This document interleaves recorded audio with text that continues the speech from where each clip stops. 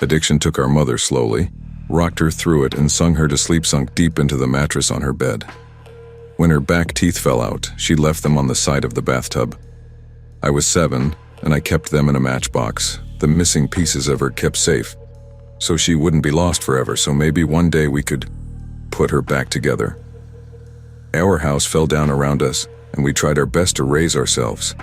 The ceilings had water damage and the bottom stairs had dry rot. And in the winters, the radiators would bleed rust. But it was still our house, and Annie made it a home. My sister Annie mothered me, with lopsided band-aids on bruised knees and lukewarm microwave meals. She told me ghost stories and didn't mind when I crawled into her bed later on, too scared to sleep alone. She taught me to dance barefoot on the living room carpet, music channel on full volume on the TV, shaking our hips before they were fully grown. She always let me shower first so the water was hot, never complaining when she had to make do with cold. She brushed my hair every day before school, even when I screamed and hit her when she caught the tangles. Annie was dark-haired like her father, whoever he had been, but I was blonde. Annie was desperate to be blonde too, like Marilyn Monroe, like Mom. I think she thought it would make them closer, remind Mom less of her dad. I'd give anything for her to have her hands in my hair one more time, even if it hurt. She moved to New York when I turned 18 and never came back. I still dream about her sometimes. Keeping up with our mother was impossible, and we learned from a young age we would always be left behind. It didn't make it any easier. When she was drinking light, she shone, would wake us up at 3 a.m. with pancakes dripping in cherry syrup. Sometimes when the weather was right, and she'd had enough being drunk alone, she would call our school up and tell them we had both come down with summer sickness and we'd drive to the beach instead. I remember being 9 years old in the back seat of the car coming home after one of our ocean days, sucking the salt from my fingers. Annie had just dyed her hair blonde, her best friend Jane helping her bend over a kitchen sink. From behind I couldn't tell who was mother and who was daughter, radio up and windows down blowing the sky inside. When she was drinking heavy, she'd be out all night. Hair piled up like a beauty queen, eyes glazed over and ringed with glitter and black. Sometimes she'd be gone a day or two. She would never tell us when. One day we'd just wake up to an empty house and the fridge packed full. Post-it note on the front with a smear of Mom's lipstick in the outline of a kiss, telling us she'd be back soon. Sometimes she'd bring guys home, filling the table with beer cans and ashtrays, smoke up to the ceiling. Mom lost in the haze. We'd sleep with pillows over our heads, trying to drown out the music they would blast until the yam, and wake up to strangers at our kitchen table in the morning, asking us where we kept the coffee. When Mom drank too little, she fell apart. She wouldn't buy food, refrigerator a gaping hole in the wall. She'd chain smoke, leaving cigarette burns on the wallpaper up by the stairs like the walls were sick and decaying. She barely slept, walking around with blue half-moons under her eyes, knuckles raw. She would scream at the slightest thing. I remember once when I spilled a glass of juice on the couch. She looked over at me with dead eyes and dragged me off onto the carpet and then took every single cushion off the couch and into the backyard and set them on fire. Annie went to watch a while from the window and then sat next to me on the floor, backs pressed against the skeleton of the seat's head resting in the crater of my collarbones. When Mom drank too much was the worst. She'd laugh too loud and too long at anything and everything, until her mouth started to shake. And she started crying, at the breakfast table, into her cereal. Annie shut down when Mom was like this, when somewhere deep inside herself where nobody could hurt her. She'd stay up until the morning watching old black and white movies on TV, whispering the lines she knew by heart like prayers. When I was 5, I'd cry when I'd find Mom passed out cold on her bed, or she would never wake up. Annie would wipe my tears, tell me she was only sleeping just like the princesses in my storybook.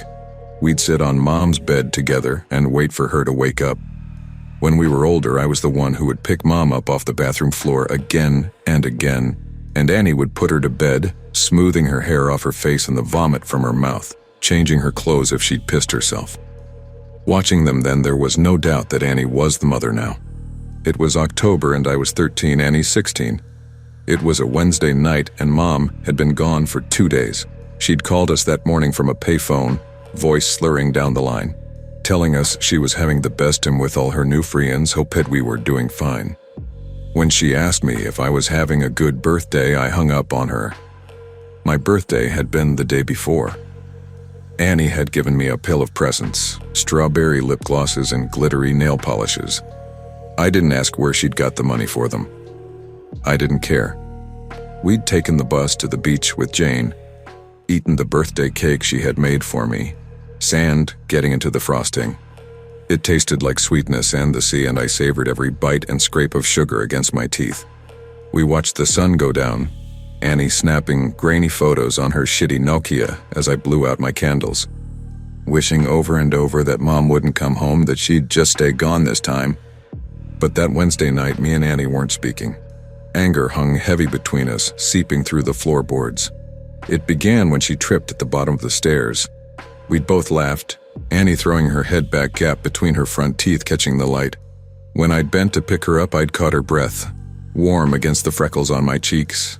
I let go of her arms, and she fell again, hitting the floor and grinning, shaking her hair from her face. Her breath was heavy with whiskey.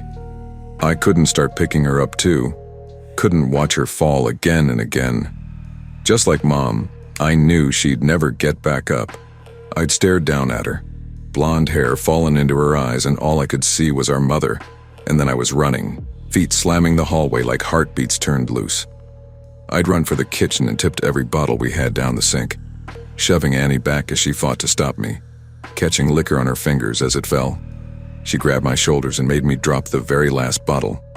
It smashed between us on the floor, glass shards shining like we'd dragged the stars out of the sky and broken them, pieces we could never put back. Outside, through the open windows, the sky turned pale gold, clouds a mess of pink and cream smeared across the horizon. I cried then, watching Annie on her knees picking up the pieces. That was Annie, always trying to fix things even when it was too late. The smell of food dragged me from my room, stomach turned traitor inside my ribcage. Annie was cooking pasta, real food not made in a microwave. She'd set the table, Tammy Wynette singing softly from the CD player, Annie gently swaying her hips as she stirred the tomato sauce, rich and warm. As we ate in silence, with every bite I forgave her.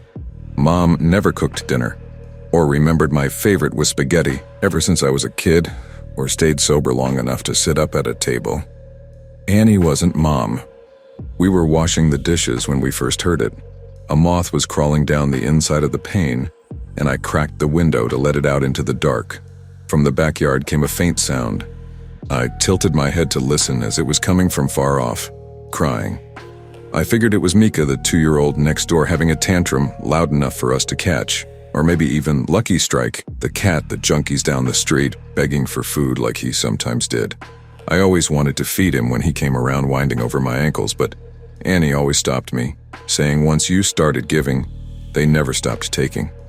Looking back, I don't think she was talking about the cat. Annie flipped the Christmas lights strung up around the porch, and we sat on the plastic beach chairs, watching the skies. When we were little, we'd sit outside and Annie would tell me the names of all the constellations and the stories of how they came to be, hung up in the night sky.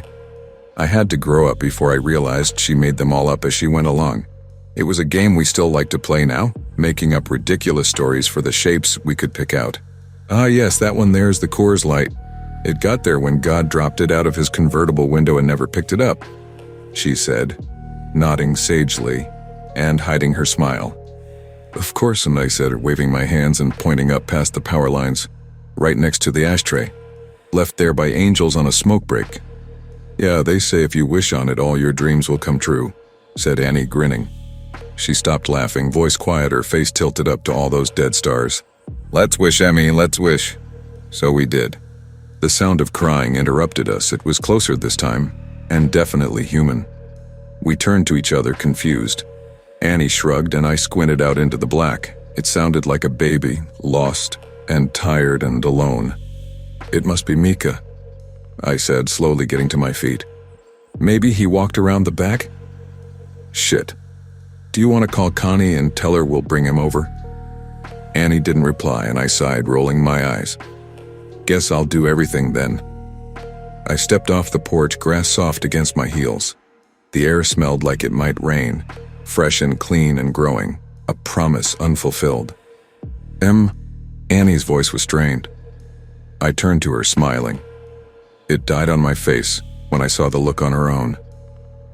Get inside now. She was staring out into the dark, past me, opening the door with one hand behind her, fingers fumbling on the catch. I froze, barefoot in the dirt. I'd found what she was looking at. In the bushes by the back fence was a person crouched with their knees tucked up neat under the chin, arms wrapped around legs. Their mouth hung wide, softly opening and closing as he cried. Like a child lost in the dark. Not like a child, but as someone pretending, mimicking the sound, open and closed out in the blackness. Suddenly they straightened, snapping, upright face still hidden by the black. They were tall and thin, too thin to be a normal person.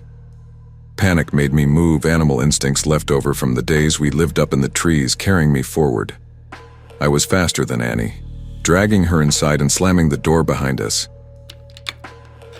hearing it bounce on its hinges as I locked it. We watched as the person slowly walked towards the house, steps deliberate and long. Annie reached for my hand, holding me tight, and turned me to face her, holding my shoulders. Don't turn around, Emmy, don't turn around. Instinctively, I started to look over my shoulder out into the darkness. Annie grabbed my face, hard, and shook her head. I knew then she was serious. Her voice cracked and she cleared her throat, gripping my hand tight enough to hurt, nails digging in, grounding herself. I looked down at our fingers interlocked, both of us grown from the same bones. I'm gonna call the cops and everything is going to be. Her voice faltered, stuttering. Tears spilled over her lashes, dripping like the promise of rain. Annie never cried. Your phone's on the porch, she whispered, and bile crawled its way up my throat. Her phone was upstairs, charging. A soft tapping filled the silence. Annie turned to the window, eye whites showing her eyes were so wide. It was the sound of someone's forehead against the glass, slowly, over and over. They started to speed up, faster and harder, skin meeting glass until they was slamming into the window hard enough to shake the panes. The tapping stopped and I was about to ask Annie if I could look now when she screamed, followed by the sound of cracking glass and the loudest slam yet. Whoever was in our yard had just smashed their face hard enough into the window to break it. We ran upstairs, two at a time, skipping the ones caved in with dry rot on instinct. I turned behind me once and Annie yanked my face back before I could see. The sound of broken glass echoed behind us as we made it to the bathroom, locking the door. A thin, wailing cry, like a baby calling for its mother, filled the hallway, trapped between the walls and locked doors. Annie threw her back against the door, feet jammed up against the bathtub, clutching the knife she had grabbed from the kitchen. I did the same, shoulder to shoulder. Slow footsteps started on the stairs, deliberate and casual. The crying had become mocking, almost laughter. Shrill bursts of sound and then giggles, high-pitched and abruptly stopping before starting again. The first door on the upstairs floor was my bedroom, and we heard the distinct sound of it slamming open. They were looking for us. What the fuck is going on? I asked Annie, not even bothering to brush away the tears that I couldn't stop falling. I watched my sister pick herself up off the floor and brace her hands on the door as we heard the sound of a second door slamming open. Mom's room. The next room on the hallway was the bathroom. Annie pulled me to my feet and handed me the knife. I shook my head and pushed it back to her, terrified of what would happen if I had to use it. Annie shoved me and pressed the knife into my hands, thumb pressing hard enough on the blade to bleed. I watched my sister's blood drip down her wrist, a winding red road, still pushing into my hands despite the pain. I took the knife. Something slammed against the wall that Mom's room shared with the bathroom. A high-pitched wail followed. I held my breath, could feel my heart beat in the base of my throat, a wild and frantic thing. I'm gonna get the phone from my room. I shook my head violently, about to argue. Annie clamped a hand over my mouth. I could taste the blood on her hand, salty and sweet, like birthday cake by the ocean. Yes, I'm gonna get the phone and I'm gonna call the cops and we're going to be okay. I shook my head again. It's the only way. When I go, I need you to lock the door and you don't open it for anything or anyone. Not for me, not for anyone. Promise me. I shook my head and Annie pressed her hand into my mouth, crushing my teeth against my lips so it made my eyes water. Yes, promise me, Em. Something smashed in the room next door. Annie brushed the hair off my face, gently tucking it behind my ear. Promise, she mouthed and unlocked the door as slowly as possible, bolt scraping gently. I watched the curve of her shoulder disappear into the black hall outside, like the moon in eclipse. And then she was gone. I couldn't move or breathe for a second, and then I slammed the bolt shut just as something bounced off the outside of the door. A high-pitched scream followed, handle rattling up and down hard enough to pop one of the screws. I watched it roll towards me on the tiles. And then silence. I sat with my back to the door, holding the knife and wishing I was holding Annie's hand instead. Still silence. Nothing but me and my lungs, slowly filling the room with my breath. "Em?" came a voice through the door. I started, hands gripping the knife. "Honey, what's going on?" "Mom?" My voice cracked. "Mama, is that you?" I wrapped my arms around myself, shaking, trying to keep myself still. "Sweetie, it's okay, just open the door, it's okay, just let me in." The handle rattled again, gentler. "Just let me in, it's all okay." She banged on the door and I took my handle of the bolt. "Honey, I'm sorry I missed your birthday, I'm sorry I'm such a terrible mother, please." Her voice broke, and she started to cry. "Just let me in, baby, I'm so sorry." I screwed my eyes shut, she sounded so sad and so lost. I just wanted her to hold me, like when I was a kid, and I'd come in off the swings with a scraped knee. Maybe this time she meant it. Maybe it would all be okay. My hand found its way to the bolt again. But my sister's voice came through the door, warm and gentle. "Yeah, Emily, let us in, it's all okay." My hand froze on the bolt and I tightened my grip on the knife. Annie never called me by my full name. A hand banged on the door, handle rattling. "Emily, let us in." Annie's voice became low and guttural, followed by the same shrill giggles from before. Mom spoke now, pleading and crying, voice getting louder and louder. "Let us in, let us in, let us in," over and over again, punctuated by her fists on the door. I thought about demons and monsters, all the bedtime stories we pray don't crawl out from under the bed. "That's not my sister and you're not my mother." I screamed through the door, hands over my head. I climbed into the bathtub and curled in a ball, cradling myself, knife clutched to my chest. I didn't know what it was outside that door, but I knew it wasn't Annie. It wasn't the voice that yelled at when I changed TV channel, the one that sang me happy birthday, the one that told me I was smart even when I got bad grades, the one that read me stories about princesses that never wake up. It wasn't human. Bangs and yells came from downstairs, followed by the footsteps of people running. A low guttural howl ripped through the house, filling the room until I felt like I was drowning in the sound. And then the door was kicked in. I screamed, covering my eyes, waiting to die. Arms found me and lifted me from the tub, carrying me from their room. I looked at the outside of the door as I was carried downstairs. It was covered in long scraping claw marks, dragged down to the floor. Pillows ripped apart, covered the hallway in soft down like it had snowed inside. I watched them drift slowly as men in uniforms checked each of the rooms that looked like they had been torn apart by something feral. Outside in our driveway were police cars and an ambulance. In the middle of it all was Annie, bathed in blue and red light as it washed over her, lit up in the dark like a neon angel, face aglow. I threw myself from the cop's shoulder and ran to her, holding us both together, broken pieces and all, standing under all those constellations we made up. Gentle screaming came from the ambulance, which rocked occasionally. Annie gently turned my head away, smiling so sadly it made my chest ache as I understood. Turns out there was no demon, no wild animal or bad men trying to break in, just Mom, out of her mind on booze and drugs and everything in between, coming to the end of a week-long binge. Something had finally broken inside her head, and this time we couldn't put her back together no matter how hard we tried. Sometimes you fall one last time, and you never get back up. Annie had seen her in the garden, blood dribbling from her mouth, track marks bulging on her forearms like unmapped roads, rail thin and desperate for one more hit, one more fix. She'd searched the kitchen for all the drink I'd thrown away, and when she hadn't found it, had come to hunt for the stash she hid in the bathroom. She hadn't wanted me, just the drugs on the other side of the door, so high she could mimic Annie's voice almost perfectly. Turns out the real monsters are the ones that eat you alive slowly, the kind that come in a bottle or a needle or at the end of a long list of reasons why you can't get out of bed in the morning. Sometimes the monsters are the ones that raise you or love you the most, but it's up to you if you let them in. Up to you if you let them in. Up to you if you let them in.